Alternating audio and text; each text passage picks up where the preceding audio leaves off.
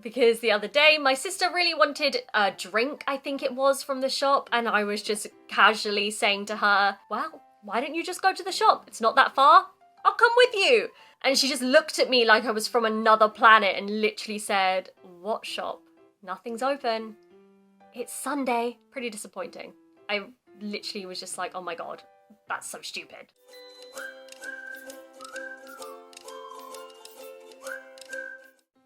Minasan, konnichiwa, squishy toke, yokoso.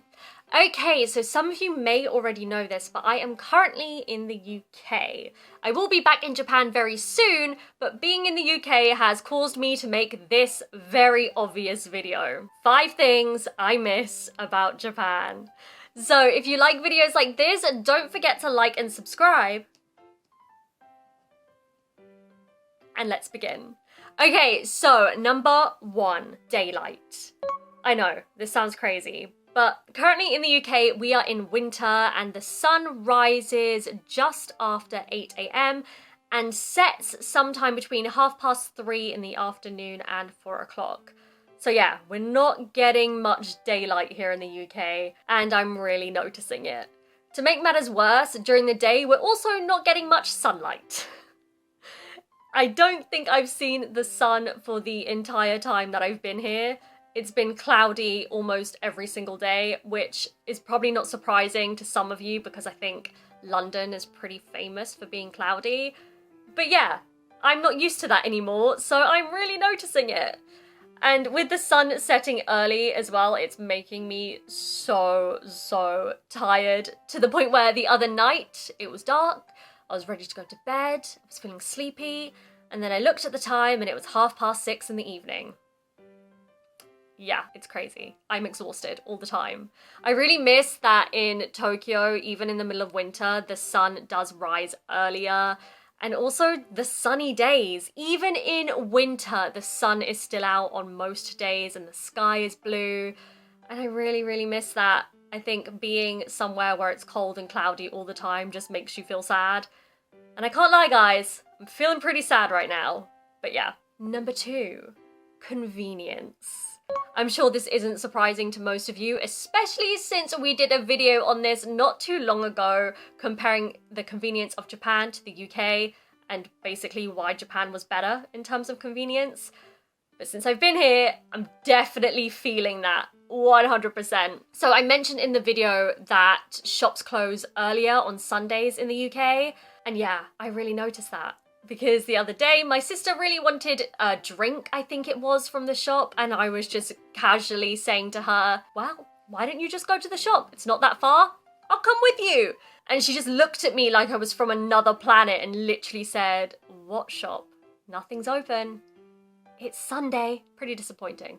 I literally was just like, oh my god, that's so stupid. But yeah, that's what it's like here. And it's not just shops closing early that present a little bit of a convenience issue. But also, if you want to order anything online, in Japan, you can typically do a chosen delivery day. In the UK, that's not really an option unless you're shopping on somewhere like Amazon. So yeah, I definitely missed that.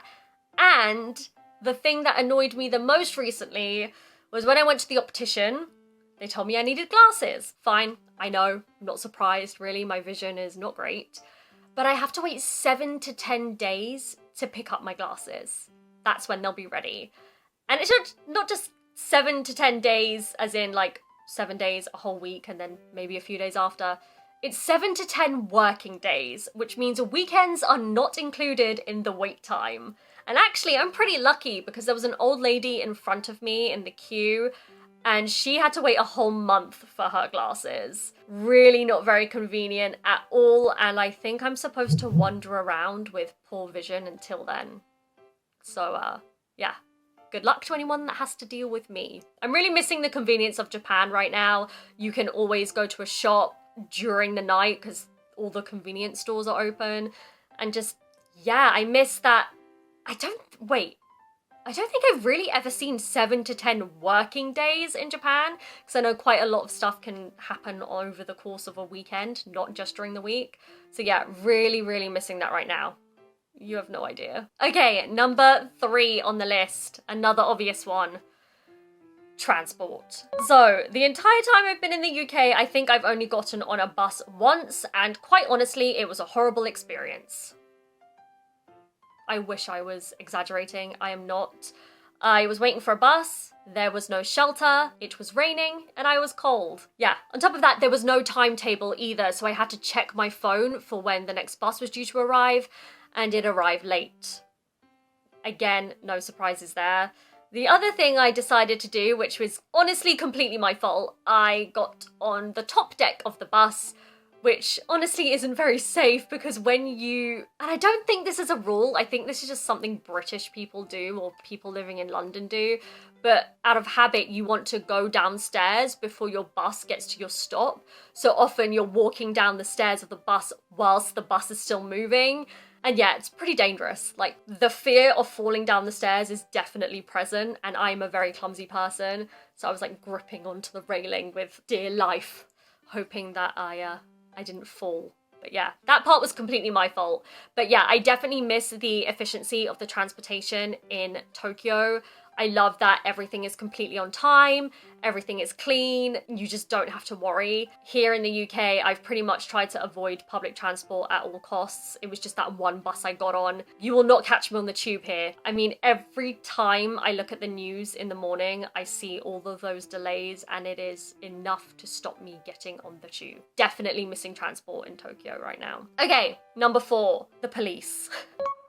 It's so weird that I'm saying this because this is not something I feel like I would ordinarily miss.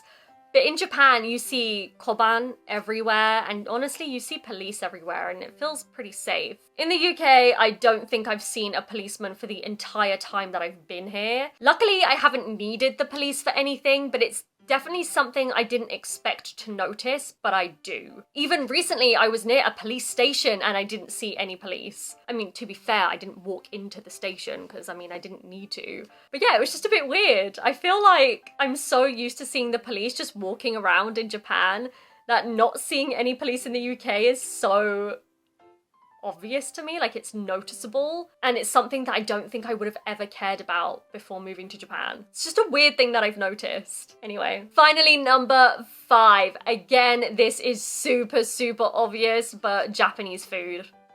Come on. I mean, I've made a few videos here in the UK about how easy or difficult it is to get Japanese food here, but I do just miss authentic, affordable Japanese food. I really do. And I think affordable is kind of the key word here. Restaurants in the UK, and I've said it before, they are so expensive. And even the other night, my dad and I ordered a meal for 3. So it was my dad, my best friend, and me. We ordered some food for the 3 of us, and it came to 8,000 yen. Oh my gosh, my heart is breaking thinking about it. And this was just a small family-run restaurant. The meal was pretty good. It wasn't amazing. It wasn't the best meal you'll ever have in your life. But yeah, it was 8,000 yen. We didn't even order the most expensive things from the menu either, so it could have been a lot more than that. And yeah, as much as I do appreciate the hard work that these small family-owned businesses put in, I do miss the price of food in Japan. Just being able to go to any restaurant and knowing that it's good. In the UK, I've said this before, but you definitely have to read the reviews of a restaurant before you go, because not all restaurants here are good. I will say on a positive note, I think where I live in London, I definitely have access to a large variety of different cuisines, which I absolutely love. I love being able to easily order Greek food, Indian food, Lebanese food, Chinese food, Japanese food. Like, I can order food from any country in the world from where I am, but yeah, it is pretty pricey and you definitely have to read the reviews. So yeah, I'm really missing Japan for that reason. Honestly, I miss everything about Japan. Like I said at the beginning of the video, it was really hard not to just write a list. Things I miss about Japan. Japan itself. Everything. Like, it was really hard. I tried to be as specific as possible. I'm really missing Japan right now. But anyway, I hope you guys are having a great time over there. I will be back soon. I can't wait. And if you like videos like this, don't forget to like and subscribe. And please tell me your thoughts about this in the comments section below. And I will see you in the next one. Bye.